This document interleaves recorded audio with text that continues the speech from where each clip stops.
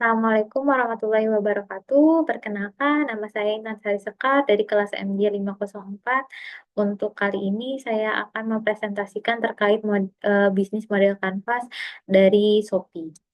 Selanjutnya, untuk presentasi ini ada table of contents-nya, ada opening, table of contents, terus model bisnis, lalu ada elemen. Untuk secara singkatnya, bisnis model Canvas ini adalah sebuah alat representasi yang digunakan untuk memberikan penggambaran alur suatu bisnis tertentu. Untuk menurut Osterwalder, bisnis model Canvas ini adalah kerangka kerja visual yang terdiri dari 9 elemen yang saling berhubungan untuk menunjukkan bagaimana suatu organisasi ini menciptakan, menyampaikan, dan menangkap nilai.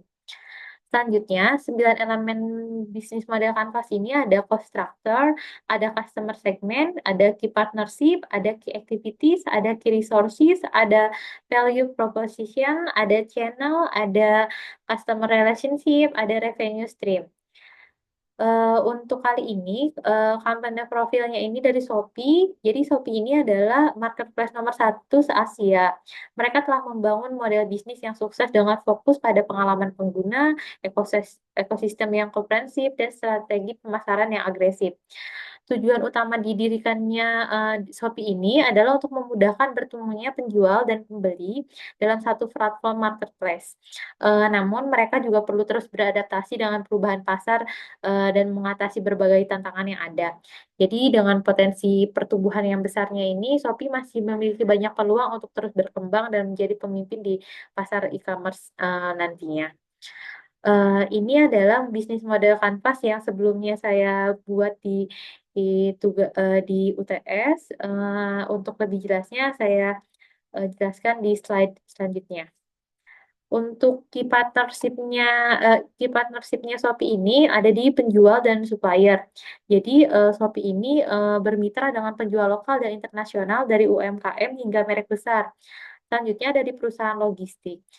Jadi Shopee ini berkemitraan dengan perusahaan logistik seperti kantor pos, JNT, JNE, Shopee Express yang punya miliknya sendiri. Jadi agar memberikan layanan pengirimannya ini cepat dan terpercaya. Selanjutnya untuk media pembayarannya juga ada di ShopeePay, perbankan lainnya bisa BCA, BNI, ataupun kartu kredit lainnya juga, dan bisa juga di Indomaret sampai Alfamart.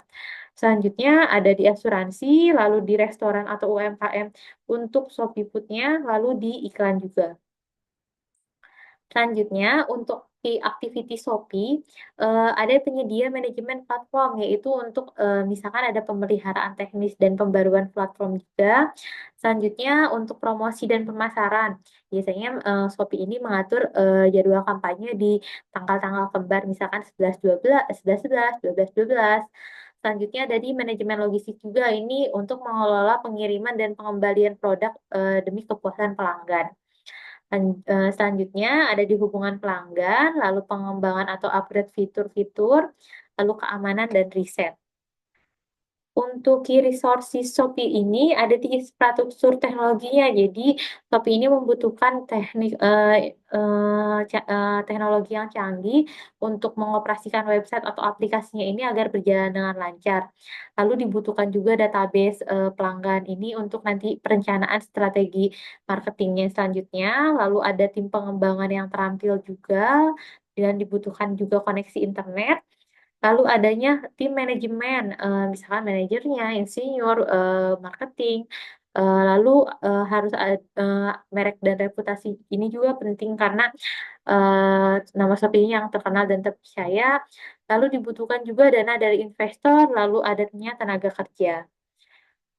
Untuk selanjutnya, value proposition Shopee ini ada di pilihannya ini yang sangat luas. Jadi kita bisa menemukan berbagai macam kebutuhan yang kita cari dari penjual lokal sampai yang internasional.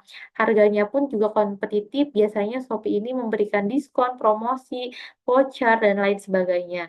Dan kemudahan untuk pembeliannya karena platformnya ini tuh ramah pengguna atau user friendly karena tinggal klik-klik saja. Selanjutnya, layanan pelanggan yang baik juga ini biasanya bisa live chat, atau misalkan untuk pengembalian barang juga mudah. Selanjutnya, untuk customer relationship, ini Shopee juga memberikan fitur rating bintang dan ulasan. Jadi kita bisa memasukkan masukan kita atau eh, ulasan kita terkait produk apa yang kita beli di Shopee. Lalu kita juga bisa tracking pembelian kita, lalu tersedianya voucher dan promo. Kita juga bisa chat langsung dengan penjual atau tim Shopee-nya untuk bantuan. Lalu ada fitur tambahan lainnya seperti ada Shopee Mall, Star Seller, Shopee Coin, dan Shopee lainnya.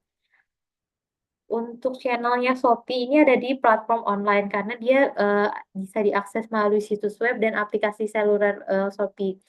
Eh, ada di media sosial juga, Facebook, Instagram, dan Twitter dan lainnya. Untuk media pemasaran bisa juga iklan online, misalkan di Google Ads, media sosial, email, dan lain sebagainya.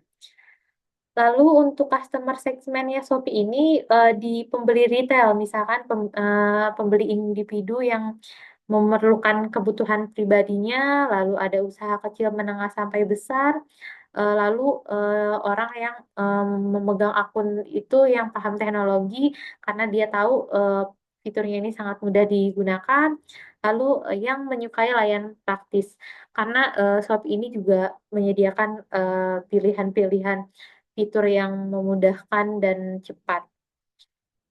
Selanjutnya, untuk cost structure Shopee ini ada di biaya teknologi, karena untuk sistem atau aplikasi yang seperti Shopee ini memerlukan pengembangan dan pemeliharaan perbaikan sistem.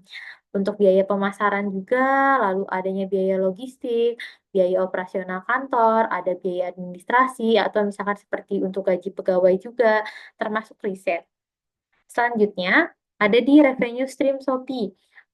Dia mendapatkan penghasilannya itu dari komisi penjualan, dari biaya iklan, biaya layanan, atau pendapatan logistik, dan juga profit penjualan. Mungkin penjelasan atau presentasi saya kali ini cukup sekian. Mohon maaf bila ada kesalahan. Terima kasih sebelumnya.